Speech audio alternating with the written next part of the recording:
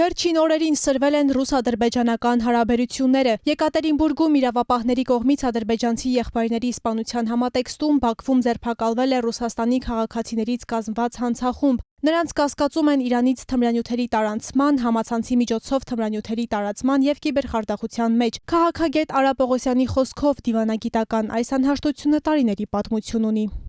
2020 թվականից հետո փոխելով Հարավային Կովկասում ամբողջ անվտանգային ճարտարապետությունը եւ ուժային բալանսը, ըստ էության Ադրբեջանը իրեն համարում է նոր ուժային կենտրոն Հարավային Կովկասում, որի հետ պետք է հաշվի նստեն։ Դրանով պայմանավորված ադրբեջանական կառավարող էլիտաները թե Ռուսաստանում եւ թե տարածաշրջանի այլ երկրներում ունեն հատկապես բիզնես բազմաթիվ հետաքրքրություններ, որոնցով պայմանավորված է նաև վարվում Ադրբեջանի արտաքին քաղաքականությունը, միջպետական հարաբերությունները։ Լարվածությունն ավելի շատ ոչ թե միջպետական քաղաքականության, այլ ներելիտային խնդիրների մակարդակում պետք է դիտարկել, որի հետևանքով կարող են վտանգվել տարբեր երկրներում գործող խոշոր բիզնեսներ։ Զուգահեռ իրականության մեջ Իրան-Ադրբեջան հարաբերությունները եւս շարունակում են անկայուն մնալ։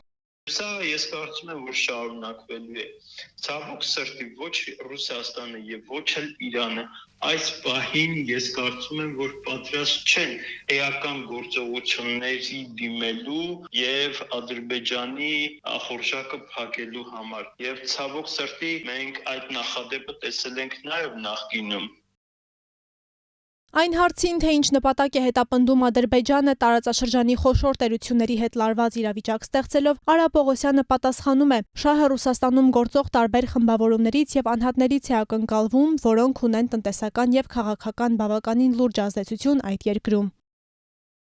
Կարծում եմ պատճառը այն է, որ ունենալով տեղում ակտիվ նաև մերձիշխանական շրջանակներում իր համար լոբինգ իրականացնող անհատներ, խմբեր, կազմակերպություններ, պաշտոնյաներ,